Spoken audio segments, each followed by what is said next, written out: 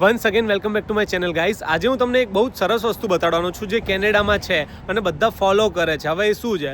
પાર્કિંગની વસ્તુ. અત્યારે કેવું કે હું ડાઉનટાઉનમાં છું. ડાઉનટાઉન એટલે કેનેડાનું મતલબ કેવું કે બધા મતલબ પ્લેસીસ હોય, અંદર બધી દુકાનો હોય, શોપ હોય, અને ત્યાં આપણે શોપિંગ કરી શકીએ. એટલે મસ્ત આમ મજા આવે, બરાબર. બધા લોકો અહીંયા હોય, કેવું આપણે માર્કેટ હોય એવી રીતે અહીંયા ડાઉનટાઉન છે. જો આ ડાઉનટાઉન છે, બરાબર. અહીંયા કેવું કે મોસ્ટલી ડાઉનટાઉન બિઝી હોય. હવે જેમ કે અહીંયાથી કોઈને શોપ પર જવું છે તો રસ્તા વચ્ચે ગાડી ના ઊભી રાખી શકે, બરાબર.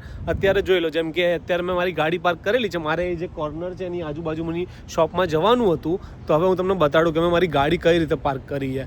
હવે જેમ કે તમે આ સાઇન જોઈ શકો છો પાછળ, મારી પાછળ 2 અવર્સનું પાર્કિંગનું સાઇન છે, 8 AM to 12 midnight, બરાબર. પાછળ તમને દેખાતું હશે આ રીવા.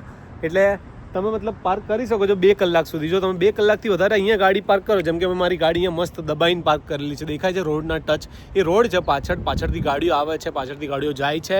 એટલે હવે જેમ કે હું 2 કલાકથી વધારે પાર્ક કરું કે હું ખોટી જગ્યાએ પાર્ક કરું, જેમ કે જો મારી ગાડી મતલબ એજ પર છે. એજ એટલે કેવું કે બીજાનો ડ્રાઈવે છે, ત્યાં તમને એ પણ બતાડી દઉં કે કેમનું છે કેમનું નહીં.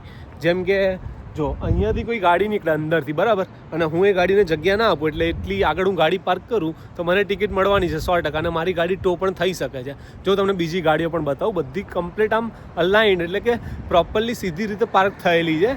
અને કોઈ બી મતલબ ગાડી આડી અવડી તમને ના દેખાય. બધી જોઈ લો, બધી મારી પાછળ ગાડીઓ છે, આમ એકથી એક લાઇન સર. અને કેવું કે વચ્ચે સ્પેસ રાખે, જેમ કે જો આ વચ્ચે સ્પેસ છે એટલે બીજી ગાડી ઇઝીલી નીકળી શકે. જોઈ લો, લાઇન સર ગાડીઓ છે, કોઈ બી ગાડી આડી અવડી પડેલી દેખાય છે છેક મારી ગાડી સુધી. એટલે મિત્રો આ વસ્તુ બહુ જ સારી છે. એટલે કેવું કે આ બધું ટ્રાફિકથી ને બધાથી બચાવે અને ટિકિટથી બી બચાવે. અહીંયા લોકોને ટિકિટનો ભય છે. જેમ કે મને ટિકિટ મળી હતી એપ્રોક્સિમેટલી $25ની, બરાબર. હવે મેં ભરી તો નથી, $15 ભર્યા હતા એમાંથી. એટલે મેં નેગોશિએટ કર્યું હતું કે ભાઈ મારે પહેલી વખત છે આ વસ્તુ, પહેલી વખત નહીં. એટલે મિત્રો ઇન્ડિયામાં આપણી આવી સિસ્ટમ નથી. કેવું કે ઇન્ડિયામાં મે બી રૂલ્સ હશે અત્યારે, મને ખબર છે ત્યાં સુધી તો રૂલ્સ નથી, પણ અત્યારે કદાચ આવી ગયા હોય તો આઈ ડોન્ટ નો. તો લોકો ફોલો નહીં કરે, લોકોને એટલો ડર નથી. મીન્સ કે મેમો આવે આપણે કે કોઈ બી ટિકિટ આવે તો આપણે કેવું કે ડરીએ નહીં. પણ અહીંયા કેવું કે અહીંયા ટિકિટ ડાયરેક્ટ લાઇસન્સ પર ચડે. જો આપણે ના ભરીએ ને તો કેવું કે વધતી રહે. પછી આપણે જ્યારે ગાડીને મતલબ જે બી આપણી ઓનરશિપ કે જે બી રિન્યુઅલ કરાવવા જઈએ ત્યારે આપણને રિન્યુઅલ ના આપે, પહેલાં આપણી જોડે ટિકિટ ભરાવે પ્લસ એની પેનલ્ટી ભરાવે. એટલે મિત્રો આ વસ્તુ અહીંયા બહુ જ સારી છે કેનેડામાં. જેમ કે જોઈ લો, બધા લાઇનસર જતા હોય અને આખો વોકવે છે, એટલે બધા ચાલે મતલબ સરખી રીતે. અહીંયા આમ જો આખો વોકવે છે, ને વોકવે કેવું કે પ્રોપર બી મતલબ જગ્યા આમ ક્લિયર હોવી જોઈએ, એમાં કોઈ વચ્ચે ના આવી શકે. જેમ કે જોઈ લો, અહીંથી બી ગાડીઓ આવે છે, બધી ગાડીઓ ઊભી રહે. એટલે હું બહાર ના જઈ શકું એવું નહીં, પણ હવે હું મારી ગાડી સ્ટાર્ટ કરીશ ત્યારે જઈ શકીશ બહાર. હવે લેટ્સ સી આપણે, બરાબર, અંદર જઈને આપણે વાત કરીએ કે હું શું કહેવા માગું છું અહીંયા.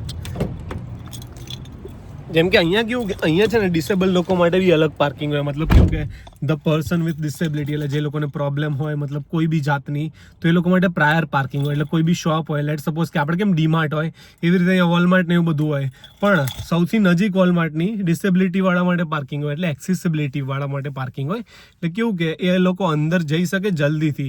અને કેવું કે નોર્મલ પાર્કિંગ થોડા દૂર હોય એવી રીતે. જેમ કે મારા સ્ટોરમાં જવું તો મેં તમને કીધું કે કોર્નર પર સ્ટોર છે, પણ અહીંયા હું પાર્ક કરીને ત્યાં જઈ શકું, બરાબર. અને કોઈ બી મતલબ ડિસેબિલિટી વાળું હોય તો કેવું એમના માટે બી એક્સેસિબિલિટી હોવી જોઈએ. એમના માટે પણ જેમ કે દરવાજા હોય એમાં બટન હોવું જોઈએ, એટલે બટનથી દરવાજો ખુલી જાય. આપણે મતલબ પ્રેસ કરવાની જરૂર નહીં કે પુશ કરવાની જરૂર નહીં, દરવાજો જાતે ખુલી જાય. એવી રીતનું અહીંયા એક્સેસિબિલિટી કેવું કે સ્ટાન્ડર્ડ છે ગવર્મેન્ટ દ્વારા, એટલે બહુ જ સારું છે. અને પાર્કિંગનો નિયમ મેં તમને બતાડ્યો, જેમ મેં મારી ગાડી પાર્ક કરી છે એમ. પહેલાં મને નથી ખબર પડતી, પણ હવે મને ખબર પડે છે. મતલબ ઘણું બધું થઈ ગયું કેનેડામાં મારે. અને ટિકિટ મળ્યા પછી તો કેવું કે બધું આમ શાર્પલી હું જોઉં પહેલાં, અને પછી પાર્ક કરું ગાડી જ્યાં પણ કરવાની હોય. એટલે મારે તમને ખાલી એક મેસેજ આપવો હતો કે જો મિત્રો આવી રીતની સિસ્ટમ છે કેનેડામાં, બરાબર. અને કોઈ બી મતલબ કેવું કે રૂલ્સનું ઉલ્લંઘન ના કરે, એટલે કે કોઈ રૂલ્સ તોડે નહીં. અને રૂલ્સ તોડે તો એમને કેવું કે કોન્સિક્વન્સીસ આવે, જેમ કે ટિકિટ, બરાબર. ટિકિટ અહીંયા છે ને જે વાઇપર છે, વાઇપરમાં મતલબ ઉપર મૂકીને જતા રહે, એટલે પછી ટિકિટ આપણી આવી ગઈ, ઉડી ગઈ તો ઉડી ગઈ. પણ પછી કેવું કે એ ફાઇન બોલે આપણો પેન્ડિંગ આપણી પ્રોફાઇલ પર. અહીંયા આપણા લાઇસન્સ જોડે બધું કનેક્ટેડ હોય. એટલે આ કેનેડામાં આ સિસ્ટમ છે. જો તમને મારો આ વિડીયો અને ઇન્ફોર્મેશન ગમી હોય તો શેર કરી દેજો તમારા મિત્રો જોડે. અને આવા વધુ વિડીયોઝ જોવા માટે મારી ચેનલને સબસ્ક્રાઈબ કરજો. Thank you so much.